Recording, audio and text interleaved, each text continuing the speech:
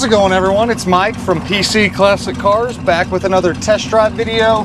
Today we are in this really cool 1970 Ford Torino two-door sports roof with 99,471 original miles.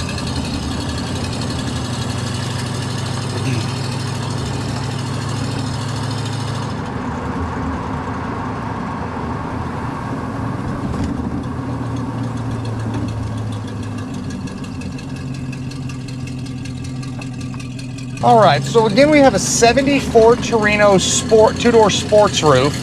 This is a survivor car through and through, front to back, and it's probably one of my favorite Torinos we've had roll through my shop. And if you guys follow my page, watch my videos, you know that I'm a Ford fanatic and I got some Torinos myself, so this car kind of pulls at my heartstrings. This one has the original numbers matching M code 351 Cleveland. I don't think the motor has ever been messed with. I don't think it's ever been out of the car. Just been a well-serviced, well-maintained driveline. Backed by the 3-speed automatic transmission. There we go. It's an FMX 3-speed automatic. And then this one does have the 9-inch with the 325 gear. Cruise is absolutely excellent at 65, 70 miles an hour.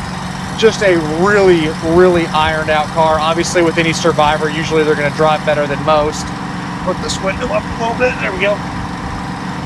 And again, just a really, really good driving car. This one is manual steering, power front disc brakes. And another really cool thing about this car is it still retains all of its original exhaust. It has the original manifolds, the original duals with the H-pipe, still has the Ford part number stamped mufflers, then you have your tailpipes. This is a non-AC car, but the heater is there. And then on your interior, it's basically all original interior. The carpet maybe was done at one point, but it still is kind of on the, looks like an original style carpet. Nice mats, really nice original seat covers. Headliner and visors look awesome. Standard gauges. Steering wheel is really nice. The steering wheel is off center about a little bit to the right going straight, so that could be clocked if you need that perfect.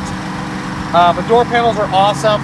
Package tray looks great. Rear interior panels are awesome. Dash has no problems whatsoever. Obviously your riveted VIN tag is up there. This one still has the door tag and the door jamb as well.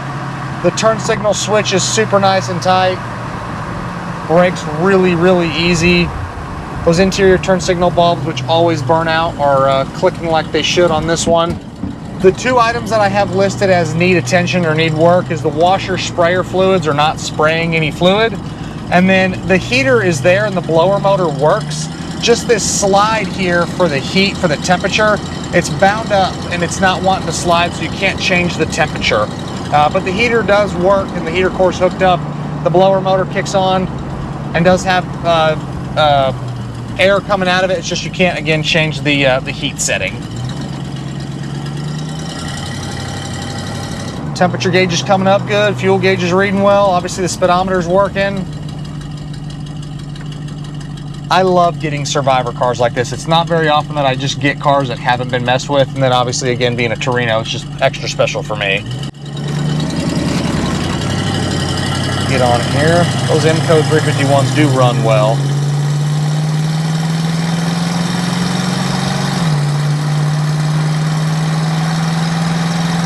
Not very loud, obviously, being the Ford factory exhaust.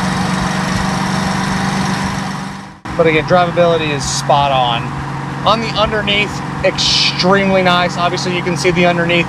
We'll put the photo here in this video. But the bottom side of this car has no question marks, no issues, no rushed repair. Very, very nice and solid original Torino. Inside the trunk is also really nice. Exterior, I believe it to be, it is original paint. Mostly original paint, because I believe the driver's side fenders had a little bit of work, and then the passenger door maybe's had a little bit of spot in work. The paint, for being original, still shows well, but it definitely has its age. It's got some checking on the top of this fender. It's got some thin spots on the edge of the on the deck lid where it's just, you just see primer now. Other little miscellaneous touch-ups and flaws, but again, this is a Survivor car. Still presents very well. The wheels and tires were changed to a Magnum when they were with a painted steel wheel from the factory with a white line tire. This obviously now has aftermarket wheels and tires, which I think are fine. Looks good on the car. Take a look at my additional information tab on the website, pcclassiccars.com. It's going to show you all of the cosmetic flaws on the car. Again, it's a Survivor, so you're going to have more photos than most. Still represents well, but again, for original paint, you are going to get some imperfections. If it was me, I would cut a hole in that flat hood, put a shaker on it. I'd put the rear wing on the car, and I'd put the rear louvers on it. But that's just me. I like the kind of the custom style stuff on that. Still kind of would be a Survivor with just some little things that were changed. But to each their own on that. There's always different mindsets on what people can do for what they want. So that's just kind of what I would do. I'd also add the hideaway headlights, but that's really hard to actually find an original set of that stuff. Suspension is going to be all stock style suspension on this car. I don't think anything's been messed with. Performs excellent. Again, no shakes, no weird sounds from the steering or the suspension components. It's all stock style equipment. Performs great. Glass is all original. Windows roll up and down like they should. Windshield has no problems. Back glass looks good. You can clearly see out of it. Rear view mirror is nice. This one is optioned just with the single driver side mirror. It is a non-remote mirror, so you gotta just open the window and do it. But the mirror is really easy to see out of.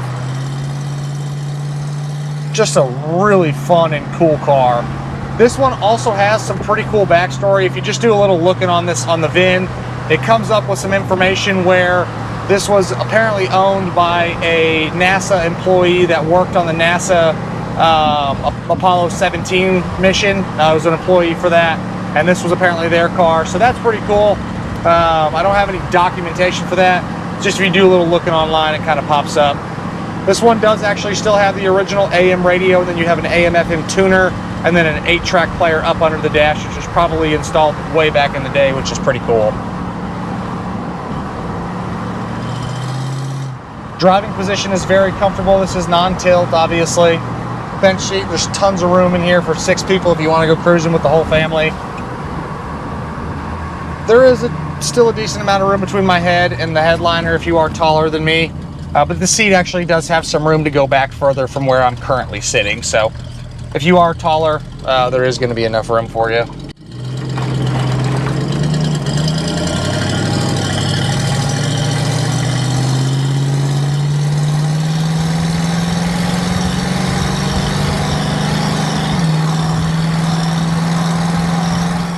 It's always interesting driving these cars that have just factory style exhaust, or in this case, original exhaust, because you just don't hear the exhaust at all. You just hear the motor, and it's just a change of pace on it, because you're usually listening to Flowmasters or Magnaflow mufflers, and then getting one that's got the Ford stamped part numbered mufflers on there.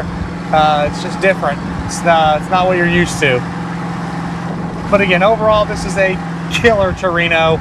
You can leave it exactly like it sits, being a 99,000 mile Survivor. If someone wanted to build a Torino, I don't know if there's a better platform than this one, just because it's so nice and so original. Like I said before, I'd throw some louvers on the back windows. I'd cut a hole in the hood, put a shaker hood in it, or a shaker scoop. I'd put the hideaway headlights in the front and just drive the wheels off of it. Right now, it's like it sits though, is a fantastic car. You don't have to do absolutely anything to it. Doors open and close, excellent. Again, everything you'd expect a Survivor car that's never been apart, this is what this car is going to do. And as always, I appreciate y'all stopping in to watch another one of my test drives. Make sure you check out my virtual description on the website, pcclassiccars.com. Also check out that additional information tab. It's going to have photos of all the flaws, the Marty report, the Ford invoice that we have for the car. All of those photos will be in that link. And again, thanks again for watching. We'll see you guys on the next test drive video.